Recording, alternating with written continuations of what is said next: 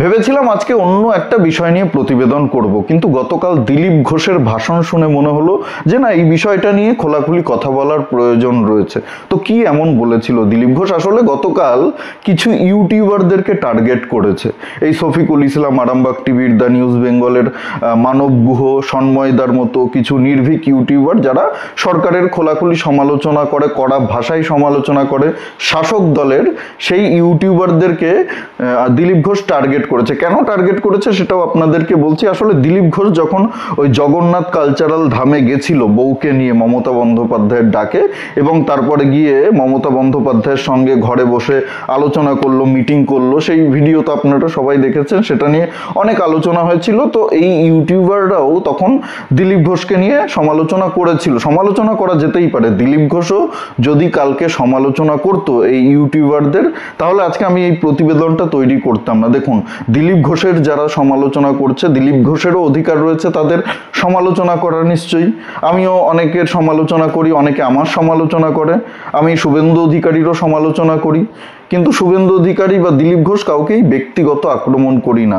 আমার কোনো বিষয়ে তাদের সঙ্গে যদি মতের অমিল হয় আমি সমালোচনা করি। এই কদিন আগেই আমার একটা ভিডিওতে আমি শুভেন্দু অধিকারী সমালোচনা করেছিলাম ওই কাশ্মীর ইস্যু নিয়ে। আমার সঙ্গে মতের মিল হয়নি, আমি সমালোচনা করেছি। সমালোচনা করার অধিকার সবার রয়েছে, দিলীপ ঘোষেরও রয়েছে। কিন্তু দিলীপ ঘোষ গতকাল এই ইউটিউবারদেরকে আক্রমণ করতে গিয়ে তাদেরকে বেজন্মা বলেছে, বারবার বলেছে। এই বেজন্মাগুলো ছিল না 2021-এর আগে, এই বেজন্মাগুলো এখন বেশি কথা বলছে, এই বেজন্মাগুলো বিজেপিকে, এই বেজন্মা শব্দটা, বেজন্মা শব্দের অর্থ আপনারা সবাই বোঝেন, যার জন্মের ঠিক নেই। তার মানে শফিকুল ইসলাম বা সন্ময়দা বা মানব ঘোষ কারো নাম ধরেনি কিন্তু দিলীপ ঘোষ, এদের নাম উল্লেখ করেনি, আমি আবার বলছি। কিন্তু এই ইউটিউবারদের কথাই বলেছে, সেটা বোঝার জন্য বড় পলিটিশিয়ান বা বড় রাজনীতিবিদ হওয়ার প্রয়োজন নেই। সবাই এটা বুঝেছে যে দিলীপ ঘোষ কাদেরকে টার্গেট করেছে, কোন ইউটিউবারদের কথা বলেছে যারা সরকারের সমালোচনা করে। দিলীপ ঘোষেরও সমালোচনা করেছিল, সেই ইউটিউবারদের টার্গেট করেছে দিলীপ ঘোষ। এটা আমরা সবাই বুঝি। সেই ইউটিউবার কারা? সন্ময়দা, মানব গুহ, এরাই তো সমালোচনা করেছিল দিলীপ ঘোষ যখন মমতা বন্দ্যোপাধ্যায়ের সঙ্গে জগন্নাথ কালচারাল ধামে গিয়ে পেড়া খাচ্ছিল, লাড্ডু খাচ্ছিল, তখন সমালোচনা করেছিল, আমিও করেছিলাম, অনেকেই করেছিল।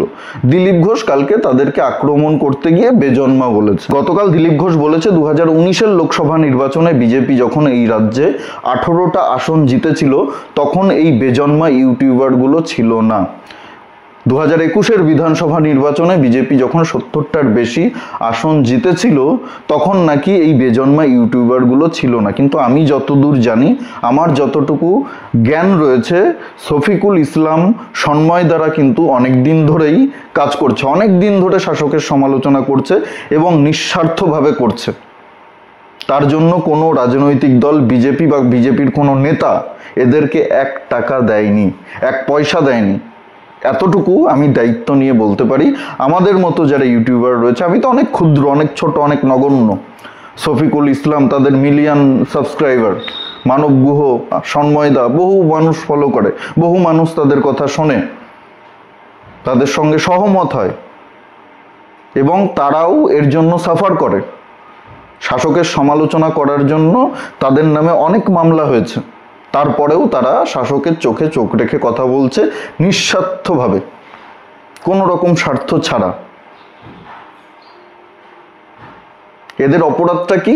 এরা দিলীপ ঘোষের সমালোচনা করেছিল। পলিটিক্সে তো সমালোচনা হবেই, এটা পলিটিক্সের একটা পার্ট। সবাইকে সমালোচনা শুনতে হয়, সহ্য করতে হয়, হজম করতে হয়।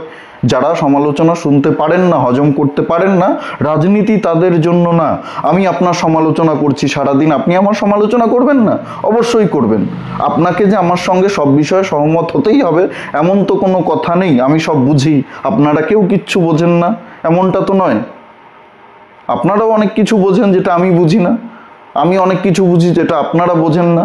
আমি আপনাদের সমালোচনা করছি, আপনি আমাদের সমালোচনা করছেন, কিন্তু তাই বলে আমি আপনাকে অমুকের বাচ্চা তমুকের বাচ্চা বলে ব্যক্তিগত আক্রমণ করতে পারি না। এটা কখনোই সমর্থনযোগ্য না। দিলীপ ঘোষ যদি সমালোচনা করতো যে এই ইউটিউবাররা এই করেছে, আমাকে নিয়ে এই বলেছে, এটা ঠিক বলেনি, এদেরকে বিশ্বাস করবেন না, অনেক কিছু বলতে পারতো ভদ্র সভ্য ভাষায়।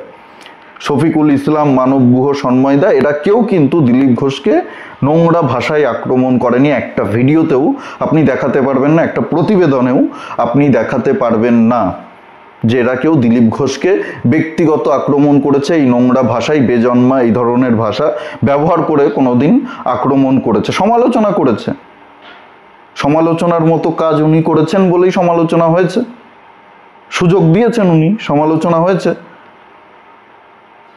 নরেন্দ্র মোদী 2019-এর লোকসভা নির্বাচনে 300-র বেশি আসন জিতে প্রধানমন্ত্রী হয়েছিল। সেই নরেন্দ্র মোদী 2024-এর লোকসভা নির্বাচনে 240টা আসন পেয়েছে, বিজেপি 240টার মতো আসন পেয়েছে, কমেছে আসন। এটা হতেই পারে, রাজনীতিতে সবসময় আপনি একরকম ফল পাবেন না। দিলীপ ঘোষের সময় নরেন্দ্র মোদীর একটা হাওয়া ছিল, বিজেপির একটা হাওয়া ছিল, বিপুল হাওয়া ছিল। সেই সময় 2019-এ সবাই নরেন্দ্র মোদীকে চাইতো, নরেন্দ্র মোদীর মুখ দেখে মানুষ ভোট দিয়েছে, বিজেপি এই রাজ্যে 18টা সিট পেয়েছে। 2021-এ কিছু মানুষ চেয়েছে পরিবর্তন হোক, তারা ভোট দিয়েছে। এতে দিলীপ ঘোষের একার কৃতিত্ব আছে এমনটা মনে করার কোনো প্রয়োজন নেই, কোনো প্রয়োজন নেই।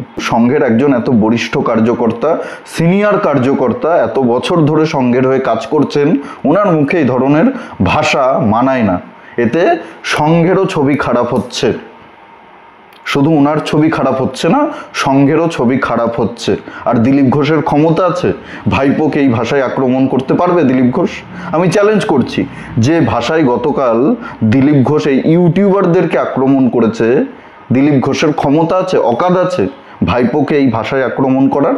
আমি চ্যালেঞ্জ করছি দিলীপ ঘোষকে, পারবে না দিলীপ ঘোষ। রাজনীতিতে সমালোচনা হবে, সমালোচনা সহ্য করতে হবে। নরেন্দ্র মোদীর সমালোচনা হয়, অমিত শাহর সমালোচনা হয়, শুভেন্দু অধিকারীর সমালোচনা হয়, সবার সমালোচনা হয়। আপনি যদি সমালোচনা সহ্য না করতে পারেন তাহলে রাজনীতি ছেড়ে দিন। আপনি যতটা না বিজেপির উপকার করছেন তার থেকে বেশি ক্ষতি করছেন। যারা দিলীপ ঘোষের ভক্ত রয়েছেন তাদেরকে বলবো, এখন আমাকে অনেকেই শুভেন্দু অধিকারীর দালাল, অমুক নেতার দালাল, তমুক নেতার দালাল বলতেই পারেন, কিন্তু আমি শুভেন্দু অধিকারীরও সমালোচনা করি। আমার অনেক ভিডিওতেই আমি শুভেন্দু অধিকারীর সমালোচনা করেছি, যেই বিষয়ে আমার মনে হয়েছে শুভেন্দু অধিকারীর সমালোচনা করার প্রয়োজন আমি করেছি। কোনো নেতার টাকাতে আমার চ্যানেল চলে না, আর ইউটিউবের টাকা দিয়ে আমার সংসারও চলে না, এটা মাথায় রাখবেন। ভিডিওটি ভালো লাগলে প্রচুর পরিমাণে লাইক করবেন, শেয়ার করবেন, কমেন্ট করে আপনাদের মূল্যবান মতামত জানাতে ভুলবেন না। আর জাগরণ বাংলা ইউটিউব চ্যানেলে নতুন হলে চ্যানেলটি অবশ্যই সাবস্ক্রাইব করে পাশে থাকুন, পাশের বেল আইকনটি প্রেস করে দিন। আমাদের প্রতিটি ভিডিওর নোটিফিকেশন আপনার কাছে সবার আগে পৌঁছে যাবে। সবাই খুব ভালো থাকুন, সুস্থ থাকুন, আশেপাশে সবার খেয়াল রাখুন। জয় হিন্দ, বন্দে মাতরম, ভারত মাতা কি জয়।